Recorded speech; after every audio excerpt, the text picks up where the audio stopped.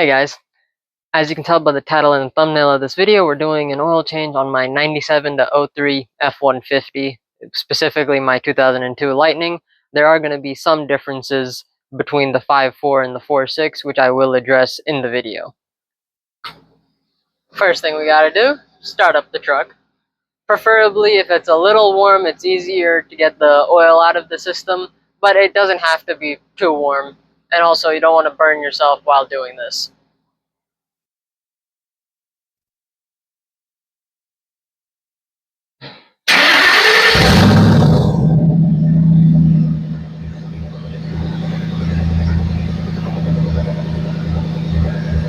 Now that we have the Lightning started and parked where it's going to be for the remainder of this oil change, we have to go over what all we need to get the oil change done.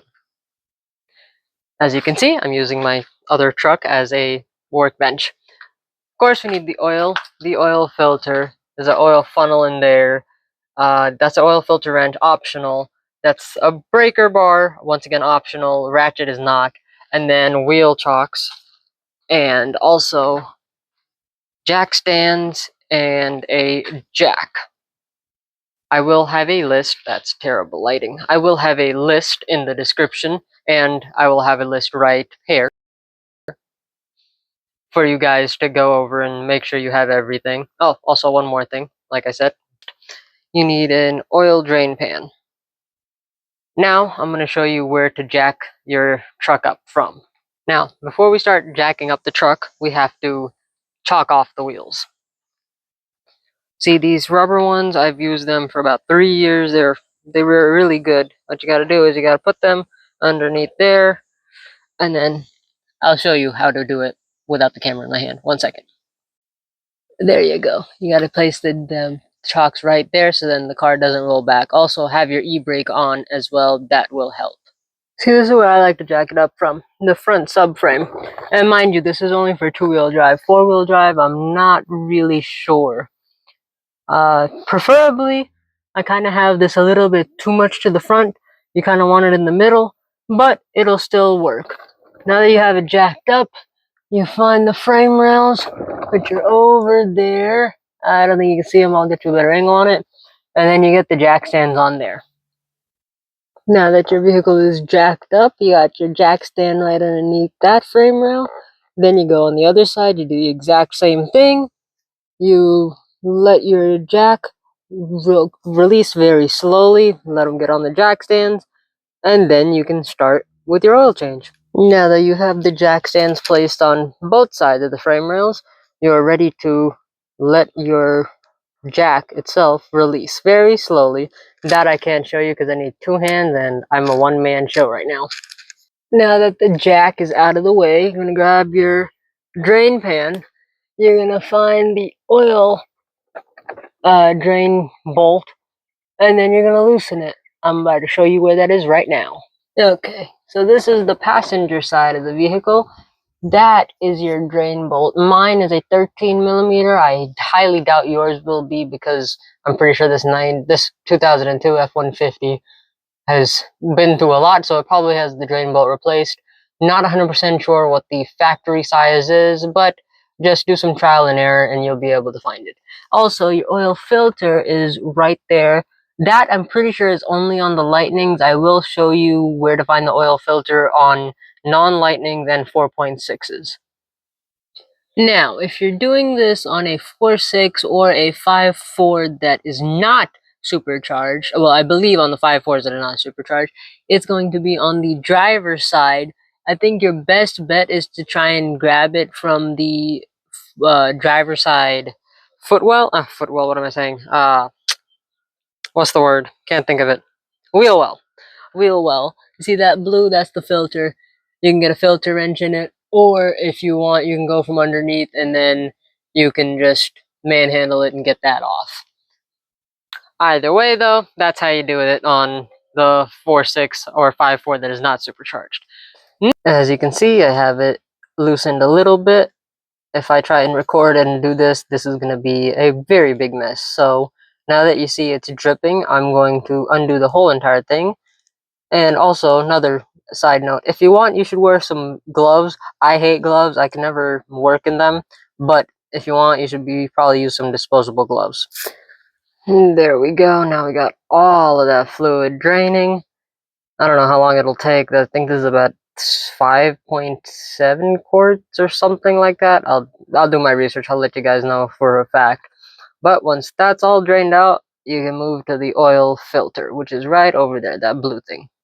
Now that it's trickling out, if I were you, I'd give it about maybe like a minute or two, let it trickle out a little bit, and then once it's once the trickling stops, or not stops, once the trickling comes to almost an end, you can put the drain plug back in and then work on the filter. Quick tip, when tightening the drain bolt, don't go too overboard.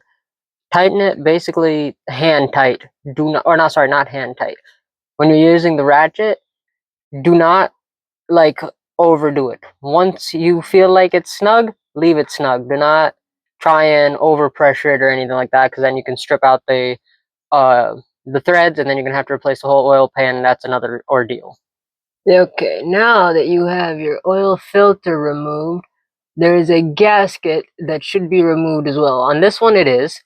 Just double check, make sure that gasket is not on the filter housing, and then you can put on your new filter.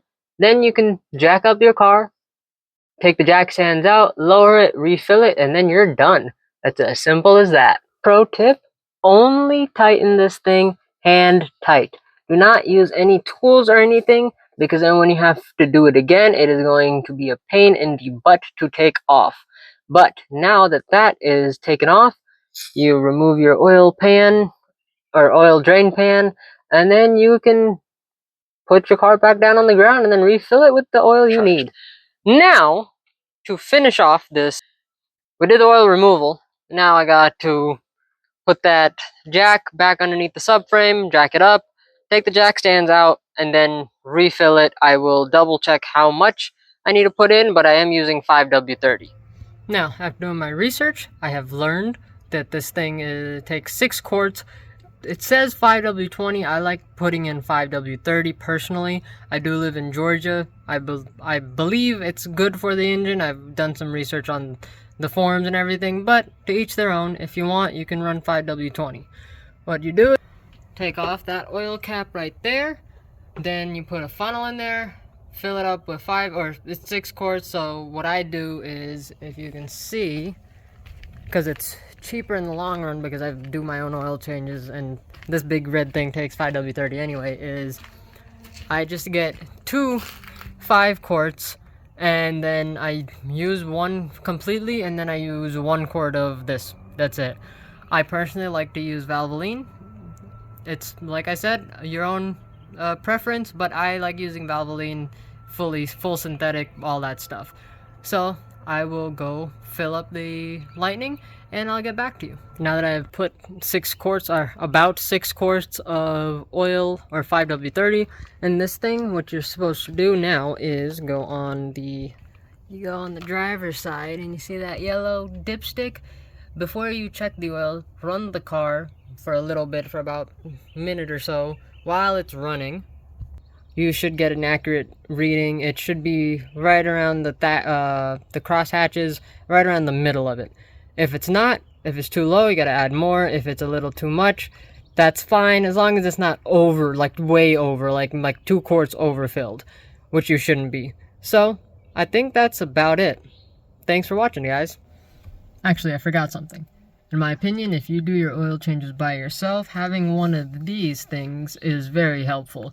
You can buy them off Amazon. I think I paid 20 bucks or something like that for like 500 or 150, something like that, of all of these. What this is you check your oil, which right here is 166,000.